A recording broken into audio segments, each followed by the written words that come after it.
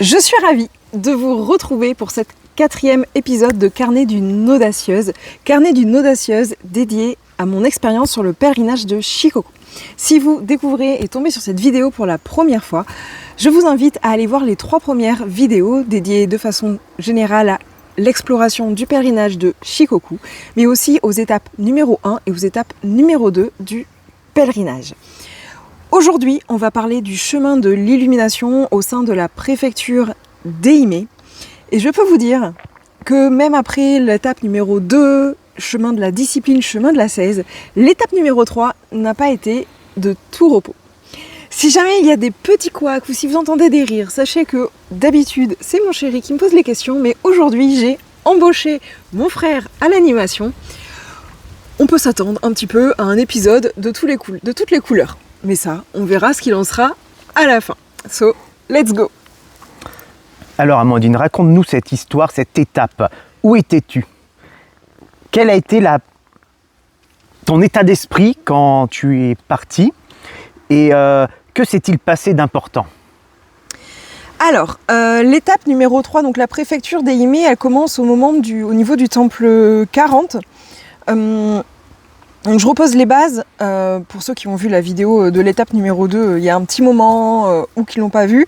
L'étape numéro 2, j'ai passé beaucoup de temps le long déjà de la côte Pacifique, oui, puisque c'est l'océan Pacifique, donc je suis vraiment au sud de Shikoku, j'ai beaucoup longé la mer, j'ai vraiment alterné en fait entre les phases de repos à cause de ma contracture au quadriceps droit.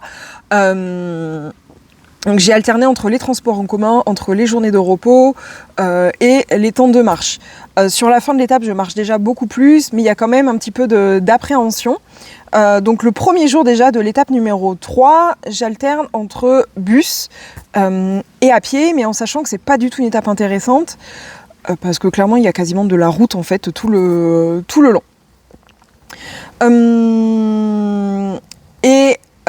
Il faut savoir que l'étape numéro 3, du coup, elle est beaucoup plus dans les terres de Shikoku, donc on est vraiment sur la côte ouest de Shikoku, mais on rentre beaucoup plus sur une zone de montagne. Donc là, j'arrive à peu près dans cette étape, il est au niveau mi-novembre, je vais y rester 3 semaines. Et c'est vrai que sur cette étape, je me suis dit, ok, ça a été dur sur l'étape 2, notamment moralement, à cause de la contracture, à pas savoir quoi faire. Je suis dans un état d'esprit dans tous les cas, quoi qu'il arrive, je vais jusqu'au bout. Je m'adapte au jour le jour, et c'est clairement ce que j'ai fait chaque jour. Il faut savoir que c'est aussi le premier jour, donc du coup le premier jour de l'étape numéro 3, c'est la dernière vraie journée de chaleur, donc je suis encore à peu près à 20 degrés, il commence à y avoir quand même pas mal de vent. Le soir, je redors en toile de tente, dans un camping, j'assiste à l'un de mes plus beaux couchers de soleil. J'ai plein d'anecdotes même sur cette soirée-là, j'ai même un chat qui a traversé ma tente pour aller me voler un morceau de poulet. Bref, vraiment je suis, j'accueille ce qui est, je prends ce qui est là, je me pose pas trop de questions. Et en fait, dès le 2e jour de l'étape, il se met à faire environ 2 degrés. Donc je passe de 20 à 2 degrés et clairement ça annonce ce qui va se passer tout au long de l'étape de l'illumination. Je monte du coup beaucoup plus en montagne. À un moment, je rencontre même de la neige. Tous mes plans, notamment en termes de camping ou autre, tombent à l'eau. Alors soit à cause du froid, soit parce que d'un coup c'est fermé à cause de la neige. Donc je suis obligée de dépenser beaucoup plus que prévu aussi. Par contre, tout le long de cette étape, je me rends compte que j'ai vraiment lâché énormément de choses. Je prends les choses au jour le jour, je vis les choses comme je dois les vivre. Je fais énormément de rencontres, je reçois beaucoup de choses. Je suis vraiment en fait aidée et soutenue tout le long. Et c'est vraiment ce qui va me permettre de traverser cette étape. Parce qu'au final, si j'ai un état d'esprit très détaché et de me dire advienne que pourra, le principal c'est que tout aille bien, ça va être aussi l'une des étapes les plus difficiles. Et à ce moment-là, qu'est-ce que tu vis vraiment intérieurement? Intérieurement, en fait, il y a eu une vraie transformation. En fait, j'ai eu l'impression vraiment que pendant ces 3 semaines, j'ai commencé en fait la 3e étape en marchant comme si c'était la petite fille qui marchait, donc la petite Amandine qui marchait. Et j'ai vraiment pris conscience en fait des schémas de comportement, des schémas de pensée que je pouvais avoir, où je me suis dit mais en fait aujourd'hui dans ma vie, et malgré tout le travail que j'ai fait de développement personnel, d'introspection, de coaching ou autre, j'ai vraiment pris conscience que en fait la personne qui était vraiment sur le devant de la scène à de nombreux moments, en fait, c'était la petite fille. Donc, j'avançais dans le monde avec les peurs de la petite fille, avec les comportements de la petite fille. Et je me suis dit, mais où elle est, en fait, Amandine? Où elle est Amandine qui soutient ses objectifs? Où elle est la femme qui réalise ses rêves?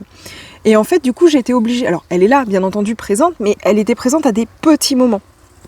Donc, en fait, cette étape numéro 3, elle m'a vraiment permis de marcher, de marcher, on va dire, de la petite fille à la femme, de vraiment la mettre sur scène, d'agir avec les comportements de la femme et donc du coup de lâcher aussi le manque de peur de manquer, donc le fait de dire je vais dépenser beaucoup plus et surtout je vais m'offrir des expériences qui correspondent vraiment à ce que j'ai envie et pas qui nourrissent mes peurs de petite fille. Donc ça a été hyper intéressant d'aller voir ça. Et clairement, intérieurement, du coup, en fait, ça m'a permis, pendant les 3 semaines, j'ai revécu énormément de choses que j'avais vécues, en fait, on va dire, les 9 années qui précédaient. Pour ceux et celles qui suivent la numérologie, on était en année 9, du coup, en 2025, au moment où j'ai fait le pèlerinage. Donc, l'année 9, c'est l'année de clôture. Et en fait, du coup, j'ai vraiment revécu... Alors, je peux pas dire les pires choses, mais beaucoup de choses que j'avais vécues les 9 dernières années comme un moment de « Attends, tu vas le revivre une dernière fois ?» Sachant que je les avais plus ou moins dépassées, tu vas le revivre pour intégrer pleinement dans ton corps le fait que tu es en capacité aujourd'hui de faire autrement et que tu sais faire autrement. Donc, tu vas venir clore un chapitre. Donc, j'ai vraiment vécu cette étape 3 comme je clôt un chapitre, je clôt d'anciens schémas. Et je dis au revoir, et je remercie en tout cas une partie de moi. Et maintenant, je mets sur le devant de la scène une autre partie. Et qu'est-ce que cette étape t'a obligé à lâcher ? Alors, j'ai parlé de la peur du manque. Je pense qu'elle m'a vraiment obligée à lâcher ça, puisque du coup, je pense que je m'en souviendrai toujours. Le jour numéro 2, du coup, de l'étape numéro 3, j'avais prévu de dormir en camping. Et en même temps, mon intuition me disait, c'est pas terrible, est-ce que j'y vais pas ? Et en fait, il s'est mis à faire, il faisait entre -2 et 2 degrés ce jour-là, donc clairement hyper inconfortable. J'arrive dans un petit village très touristique et je me dis il y a un hôtel, je vais aller voir à l'hôtel du coup le moment venu. Et le réceptionniste me dit non, c'est complet. Et puis je lui dis où est-ce que je peux dormir ? Il me fait j'en sais rien, vous débrouillez. Hyper sec. Et là je me suis dit alors soit je tape aux portes de tout. J'ai perdu le nom, mais de toutes les gîtes, toutes les chambres d'hôtes de la ville. Je me suis dit, qui va me dire qu'au vu du nombre de touristes que j'ai vus, je suis pas certaine d'en trouver une. Il est déjà 5 heures, la nuit était en train de tomber. Faut que je trouve une solution. Donc en fait, là, je vais clairement sur Booking et je vois que le logement le plus près est à 15 km. Dans un budget que j'avais pas du tout prévu de débourser. On était sur 50 € la nuit, donc c'est pas excessif. Mais on était clairement sur une espèce de love hotel, donc j'avais carrément un appartement pour moi. En fait, je me suis retrouvée du coup à m'offrir quasiment la chambre de mes rêves. J'étais au milieu de la campagne, en forêt. J'avais une grande pièce avec un petit côté salon, des grands bains roumous à l'intérieur et à l'extérieur. Et en fait, à ce moment-là, je me suis dit, tu vois, tu l'as dépensé, t'as vécu quelque chose où tu te mets en fait, une expérience beaucoup plus luxueuse, que tu t'autorises quelque chose que t'as envie, tu vas le vivre. Et à partir de là, en fait, tout ira bien. Et en fait, je me le suis autorisé ce soir-là. Le lendemain, c'est pareil, du coup, vu que j'avais déjà fait énormément de trajets en bus, j'avais du coup gagné beaucoup de temps sur mon étape du lendemain. Et en fait, je me suis autorisé plein de choses. Un super resto que j'avais envie de tester. Je me suis autorisé plein de choses du coup en attendant. Et en fait, c'est ce qui s'est passé tout le long de l'étape mais en fait, autorise-toi à vivre ce que tu as envie de vivre. Ça veut pas dire que tu es dans l'excès, ça veut pas dire que tu vas manquer de quelque chose, mais à un moment, tu as le droit de vivre des expériences luxueuses, qui pour toi, en tout cas, correspondent à ta définition du luxe. Donc ça, c'est vraiment quelque chose que j'ai lâché.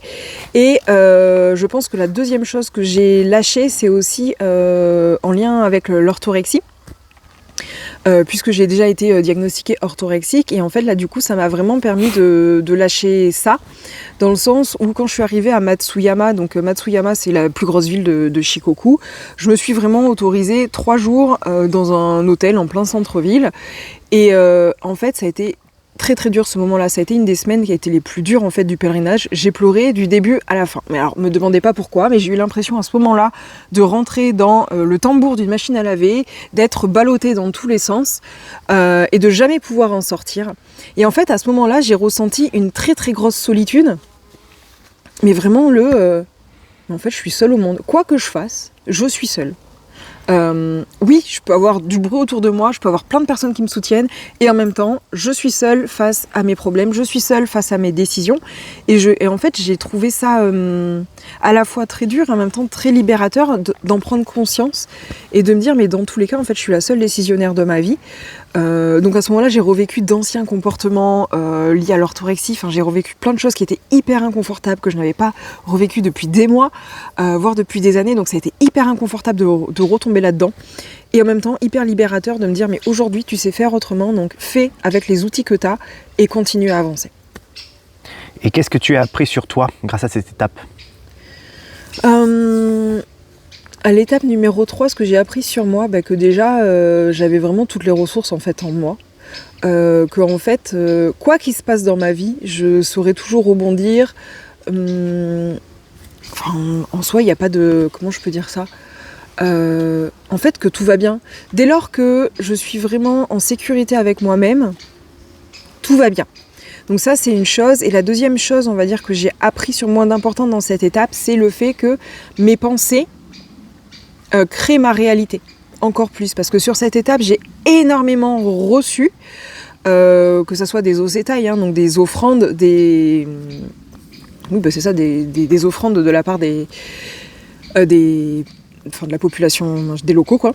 Mais en fait, c'était des choses dont j'avais besoin. Mais vraiment, en fait, je demandais quelque chose, je le recevais. Alors, peut-être pas instantanément, mais parfois, en l'espace d'1 heure, je demandais un truc, genre comme par magie, ça me tombait dessus, quoi. Et c'était genre improbable, en fait, que ça puisse se produire comme ça. Mais j'ai reçu énormément de choses, et ça a été vraiment fais attention, en fait, aux pensées que tu nourris, et nourris vraiment des pensées qui te permettent d'aller vers ta vision, d'obtenir ce que tu veux, et observe ce que tu penses au quotidien. Puisque du coup, ça se crée dans ta réalité. Et qu'est-ce qui t'a aidé à avancer et à continuer malgré ce que tu vivais là-bas ? Ce qui m'a aidé, en fait, c'était toutes les rencontres, je pense, que j'ai fait sur le moment. Toutes les rencontres, tout ce que j'ai pu recevoir. Il y a eu beaucoup de sourires, j'ai ressenti beaucoup d'amour, beaucoup de sympathie, en fait, de toutes les personnes que j'ai rencontrées. Ça a été incroyable, vraiment. En fait, je me suis vraiment rendu compte qu'il me suffisait de demander parfois et du coup, je recevais ce que je voulais voir encore plus. Qu'il me suffisait aussi tout simplement de m'ouvrir aux autres. Ça ne veut pas dire être avec les autres constamment, mais tout simplement de vivre l'instant présent, de m'ouvrir aux autres, de m'ouvrir à ce qui était là à l'instant présent. Et de me dire, mais en fait, à ce moment-là, cette rencontre-là, cette discussion, cette offrande, cette synchronicité, en fait, elle va me permettre petit à petit d'avancer dans la vie. Et j'ai pas besoin de tout savoir, j'ai juste besoin de m'ouvrir à ce qui est là présent. Très bien. Et si on fait parallèle maintenant avec l'entrepreneuriat, et qu'une femme vivrait exactement la même chose dans sa vie aujourd'hui, ça parlerait de quoi selon toi ? Du coup, pour moi, ça parlerait on le sait, dans l'entrepreneuriat, il y a des moments de victoire, des moments où oui, on est plus en haut, il y a des moments de down.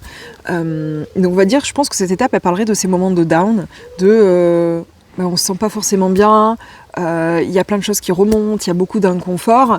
On a l'impression un peu d'être dans cette spirale, dans ce cercle vicieux, et où on va jamais voir la lumière, finalement, le bout du tunnel. Et je dirais, en fait, si à ce moment-là, on se retrouve dans cette période-là de creux, de down, de spirale infernale,